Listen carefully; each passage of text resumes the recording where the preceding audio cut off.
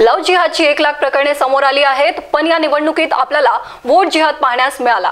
हिंदू धर्म संपवण्याकरिता आणि हिंदू विरोधी लोकांना पदावर बसवण्याकरिता जर मतदान होणार असेल तर संत शक्तीने हिंदू विरोधकांचा मुकाबला करण्यासाठी पाठबळ द्यावे, असे विधान उपमुख्यमंत्री देवेंद्र फडणवीस यांनी केले आहे। कोल्हापूर येथे आयोजित संत समावेश कार्यक्रमात ते बोलत होते। लव्ह जिहाद प्रमाणेच लोकसभा निवडणुकीमध्ये आपल्याला वोट जिहाद देखील पाहायला मिळाला, असं म्हणत त्यांनी धुळे लोकसभा मतदारसंघाचे देखील उदाहरण दिले। तसेच या वोट जिहादमुळे 48 पैकी 14 मतदारसंघात भाजपाचा पराभव झाला असं मत त्यांनी व्यक्त केलं।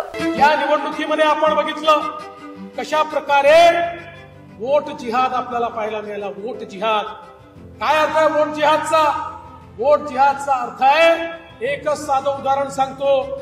धुळ्यासारखी जागा, ज्या जागेवर 6 विधानसभेपैकी 5 विधानसभेमध्ये 1,90,000 मतांनी पुढे असलेला उमेदवार केवळ मालेगाव मध्य या एकाच विधानसभेत 1,94,000 मतांनी मागे जातो आणि 4,000 मतांनी निवडणूक हारतो। आज या निवडणुकीतला जो वोट जिहाद आहे, 48 पैकी जवळजवळ 14 लोकसभा मतदारसंघामध्ये अशा जिहादी पद्धतीनं त्या ठिकाणी आपल्याला मतदान होताना दिसलाय। Star Maharashtra news